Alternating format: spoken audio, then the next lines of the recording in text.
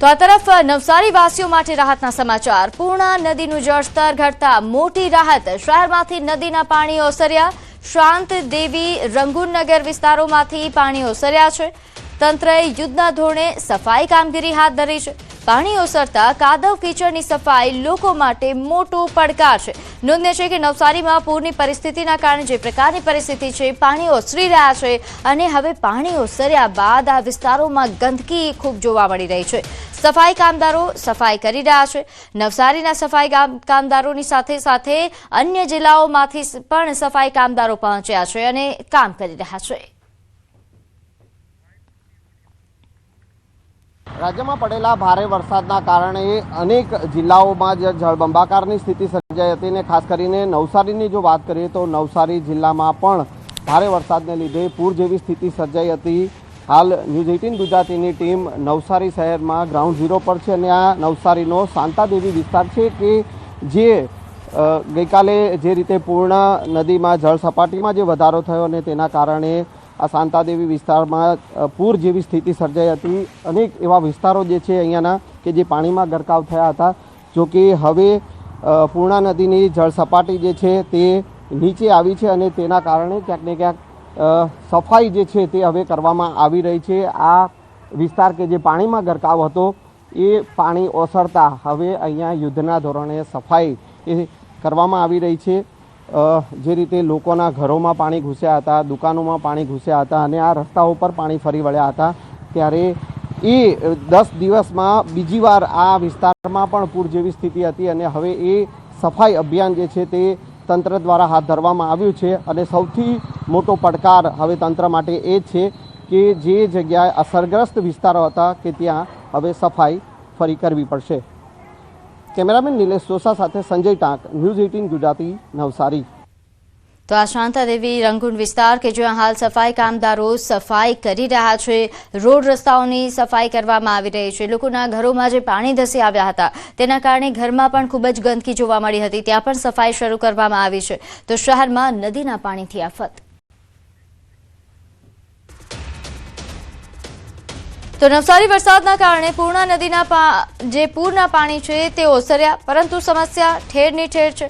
Floor factory ચલાવતા મીનાબેનની દયનીય હાલત સામે આવી છે। ફ્લોર ફેક્ટરીની ઘંટીઓ પાણીમાં ગરકાવ થઈ ગઈ હતી। મીનાબેન અને તેમના દીકરાએ ઘંટી અને ફેક્ટરીની સફાઈ હાથ ધરી। પાણી ભરાતા 15 દિવસથી ધંધા રોજગાર બંધ હતા। ફ્લોર ફેક્ટરીના માલિક મીનાબેને ન્યૂઝ 18 ગુજરાતી સમક્ષ વ્યક્ત કરી વેદના। તો જે રીતે જોઈ શકાય છે કે આ ફ્લોર ફેક્ટરી છે કે જ્યાં પાણી ધસી આવતા તમામ જે મશીનરી છે તે પાણીમાં ગરકાવ થઈ ગઈ હતી। અહીં વિસ્તારમાં પાણી ભરાવવાના કારણે ઘણી દુકાનોની આ પ્રકારની હાલત છે। તેવી જ હાલત મીનાબેનની જે ફ્લોર ફેક્ટરી ચલાવે છે તેમના દીકરા અને તેઓ હવે પાણી ઓસર્યા બાદ સફાઈ કામગીરી કરી રહ્યા છે। છેલ્લા 15 દિવસથી અહીં પાણી ભરાઈ જવાના કારણે નોકરી ધંધા બંધ હતા, જેના કારણે તેમની પરિસ્થિતિ દયનીય બની છે। ન્યૂઝ 18 ગુજરાતી સમક્ષ તેમણે પોતાની વ્યથા ઠાલવી, વેદના ઠાલવી અને જણાવ્યું કે કેવા પ્રકારની પરિસ્થિતિ આ 15 દિવસની અંદર હતી અને કેવા પ્રકારની હાલાકીનો સામનો તેમને કરવો પડ્યો। હવે આ મશીનરી કારણ કે પાણીમાં આટલા દિવસથી ગરકાવ હતી તેને પણ નુકસાન પહોંચ્યું હશે, એટલે ખૂબ જ ભારે નુકસાનનો સામનો મીનાબેનને કરવો પડશે। રાજ્યમાં પડેલા વરસાદના કારણે નવસારીમાં પણ પૂર જેવી સ્થિતિ હતી અને નવસારી શહેરમાં જે રીતે પૂર્ણા નદીના જળસ્તર વધ્યા અને તેના કારણે નવસારીના શાંતાદેવી વિસ્તારમાં પાણી ભરાયા હતા। એ પાણી તો હવે ઓસર્યા છે, પરંતુ લોકોની સમસ્યા ક્યારે ઓછી થશે તે સૌથી મોટો સવાલ છે। કારણ કે આ શાંતાદેવી વિસ્તારમાં લક્ષ્મી એપાર્ટમેન્ટમાં આ જે ફ્લોર ફેક્ટરી છે અને ફ્લોર ફેક્ટરીમાં પણ 6 થી 7 ફૂટ જેટલા પાણી ભરાયા હતા અને હવે ક્યાંક ને ક્યાંક જે ફ્લોર ફેક્ટરીના માલિક છે અને તેમના પરિવાર છે કે તે અત્યારે સફાઈમાં લાગ્યા છે, કારણ કે આ તેમને મોટું નુકસાન જે છે તે પૂરના કારણે થયું છે। જે રીતે પાણી ભરાયા અને તેના કારણે આખી તેમની જે ફ્લોરની જે ફેક્ટરીની આ જે મશીન જે છે તે ક્યાંક ને ક્યાંક બગડી ગયું છે। ઘંટી જે છે તે લોટ દળવા માટે, ઘઉં દળવા માટેની ઘંટી જે છે તે બગડી ગઈ છે અને તે હવે સફાઈમાં લાગ્યા છે। પરિવાર આખો જે છે બેન મીનાબેન છે તેઓ પાસેથી જાણીશું। મીનાબેન, क्या हुआ था, किस प्रकार से पानी ये आया पूरा और कितना पानी भर गया था क्या?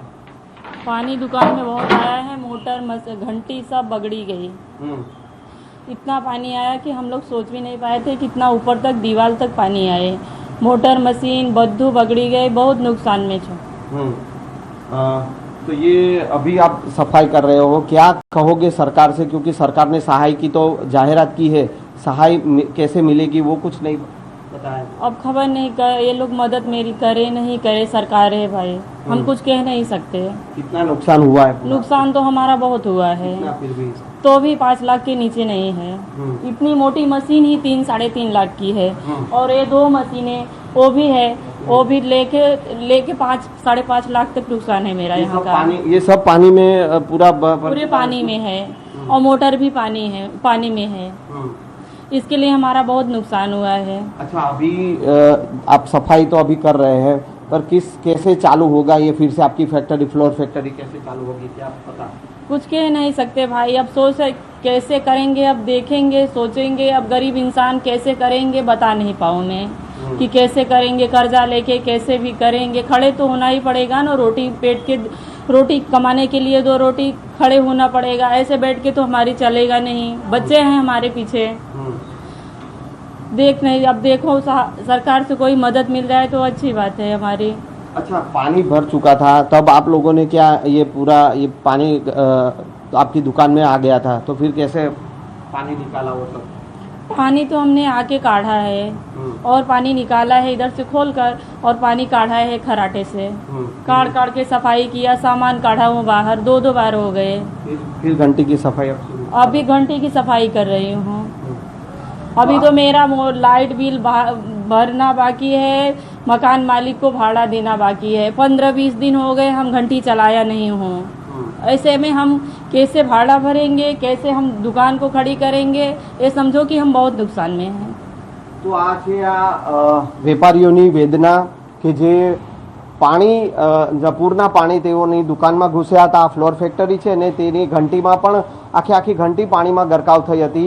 હવે આ પરિવાર છે કે જે ઘંટીની સફાઈ કરી રહ્યો છે, જોકે તેઓની એ વેદના છે કે દુકાનનું ભાડું કેવી રીતે ચૂકવશે, લાઇટ બિલ કેવી રીતે ભરશે, અને જે નુકસાન થયું છે કારણ કે આખી ઘંટી જે 2-3 છે એ પણ પાણીમાં ગરકાવ થઈ હતી। તો હવે એ નુકસાનીની ભરપાઈ માટે સરકાર સમક્ષ ગુહાર લગાવી રહ્યા છે। કેમેરામેન નિલેશ સોસા સાથે સંજય ટાંક, ન્યૂઝ 18 ગુજરાતી, નવસારી।